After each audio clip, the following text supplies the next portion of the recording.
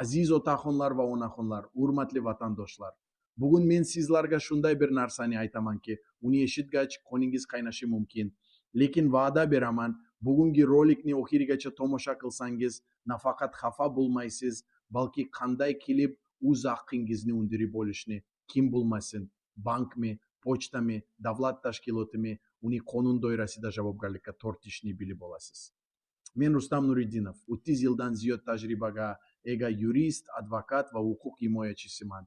Pensionerlarning huquqlarini himoya qilish bu mening kasbim emas, balki yurak ishim, chunki mening ota-onam ham pensioner va ular ham mana shunday azoblarni boshidan kechirgan. Kuni kecha menga bir onaxon qo'ng'iroq qildi.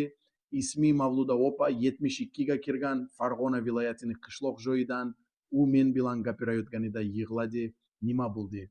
Pensiyasini bir haftadan beri ololmayapti. Bank deydi, tizimda xato bor. Pochta deydi, biz bilmaymiz, bankka boring. Pensiya jamg'armasi deydi, hujjatlar to'g'ri, bizdan chiqib ketgan. Xush, pul qani? Kim javob beradi? Mavluda opaning diabeti bor, unga har kuni insulin kerak. Pensiya kechikkanda u dorixonaga bora olmaydi. Bu odamning hayoti bilan o'ynash, bu jinoyat. Bugun men sizga aytaman, nima uchun bu tizim xatolari doim va doim takrorlanadi? Kim bundan foyda ko'radi va eng muhimi, siz nima qilishingiz kerak? Kim bilan gaplashishingiz lozim? Qaysi hujjatlarni tayyorlashingiz zarur? Bularning barchasini bugun biladigan bo'lasiz. Oxirigacha qoling, chunki oxirgi blogda men sizga prezidentga murojaat qilishning aniq, sizmasiz yo'lini ko'rsataman va bu ishlaydi. Aziz otaxonlar va onaxonlar, siz o'ylab ko'ring. Umringizning 30, 40 va hatto 50 yilni mehnatga bag'ishladingiz. Yoz jaziramasida paxta terdingiz, zavodda tungi smenada ishladingiz, maktabda bolalarga saboq berdingiz, kasalxonada bemorlarga umr bag'ishladingiz. Qo'llaringizdagi qadoqlar bu sizning sharafli mehnatingizning belgisi. Davlat sizga va'da berdi. Charchaganingizda, qariganingizda biz sizni asraymiz. Ana o'sha va'da pensiya. Bu sizning haqqingiz, sadaqa emas. Ammo bugun nima ko'rib turibmiz? Ko'p hollarda pensiya o'z vaqtida to'lanmayapti va sabab sifatida nima aytilyapti? Tizimda xato bor, dastur ishlamayapti, texnik nosozlik. Men yurist sifatida aytaman, bu bahonalar. Chunki o'zbek qonunchiligida, xususan pensiya ta'minoti to'g'risidagi qonunda aniq yozilgan, pensiya belgilangan sanada to'lanishi shart.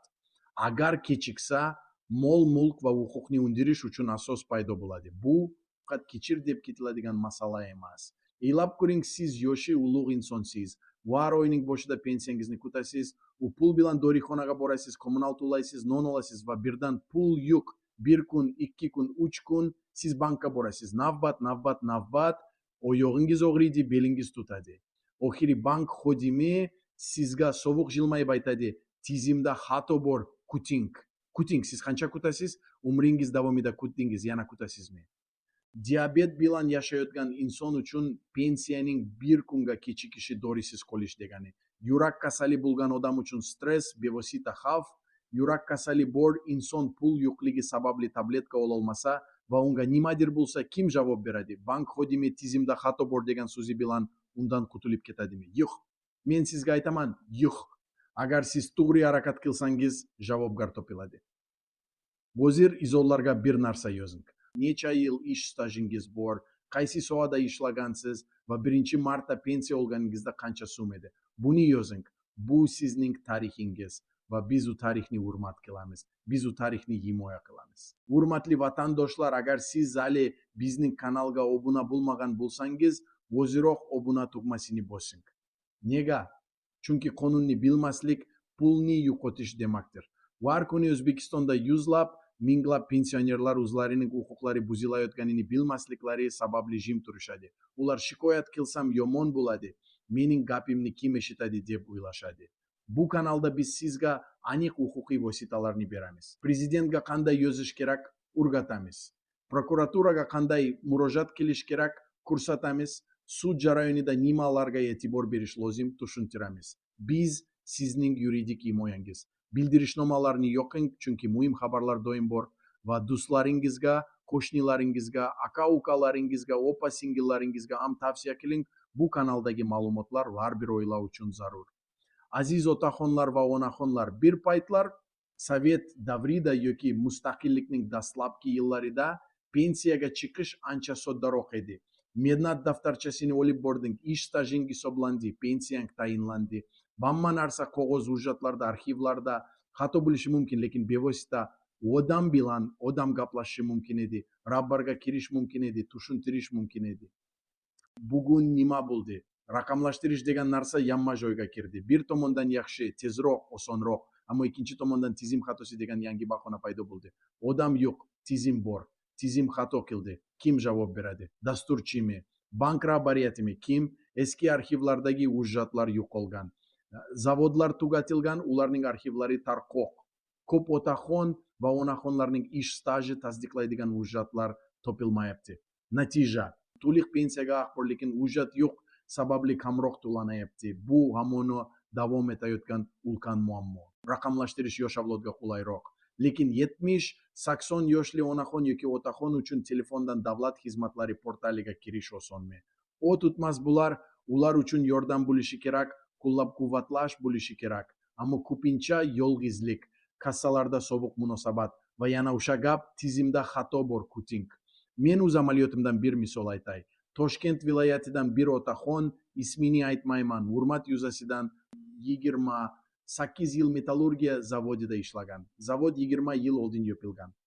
Arxivlari tarqoq. Pensiya jamg'armasi deydi. Stajingizni tasdiqlash uchun hujjat kerak. Hujjat yo'q, arxiv yo'q. Natija: to'liq pensiya o'rniga kamaytirilgan pensiya. Biz otaxonga yordam berdik. Murojaatlar orqali, prokuratura orqali, sud orqali oxiri unga to'liq huquqiy e'tirof etildi. Bu uzoq davom etdi, ammo natija bor.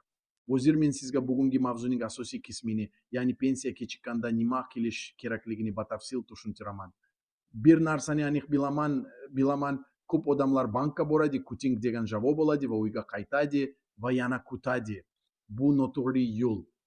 Siz huquqingizga ega insonsiz va harakat qilishingiz shart.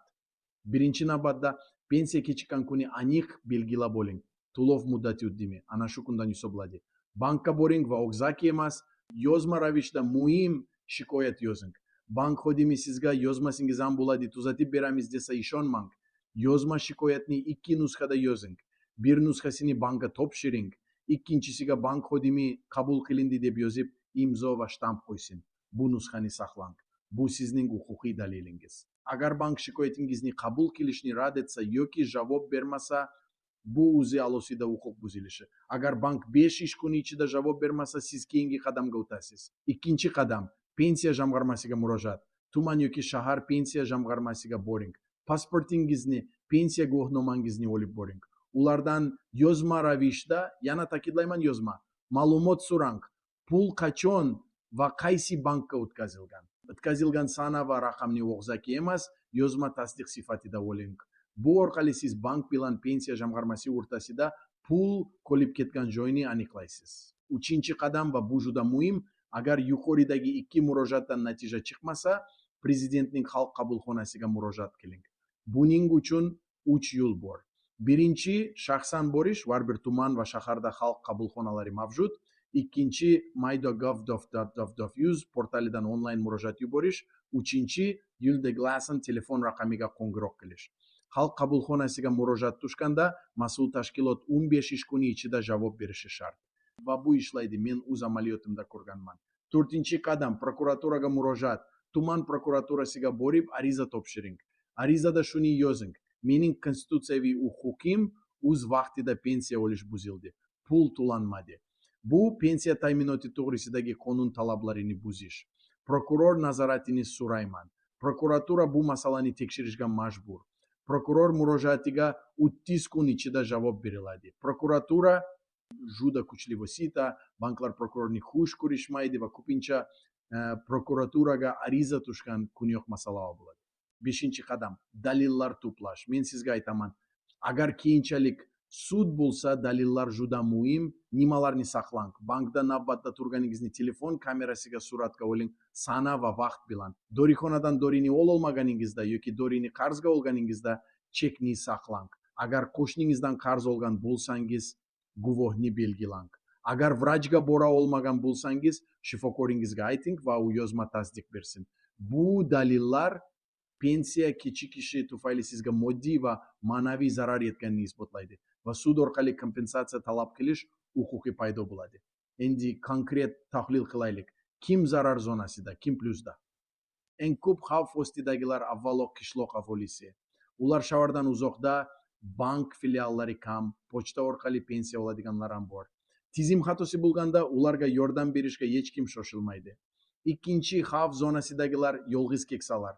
Ularning yonida farzandlari yo'q, yordam so'rashga odam yo'q. Uchinchi guruh og'ir kasalliklari bor, dorisiz yashay olmaydigan insonlar. Ular uchun har bir kun muhim. Yana bir xavfli vaziyat.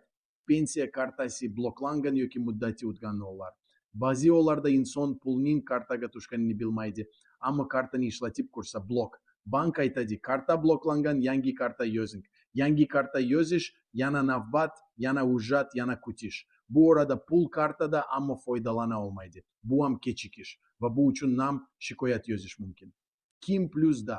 Huquqlarini yaxshi biladigan va o'zini himoya qila oladigan pensionerlar. Shaharda yashovchi, yonida yordam berishga tayyor farzandlari bor insonlar va ayniqsa ana shu kanalga obuna bo'lgan huquqiy savodxonlik oshgan kishilar. Bilim kuch, huquqni bilgan insonni aldash qiyin. Aytib o'taman.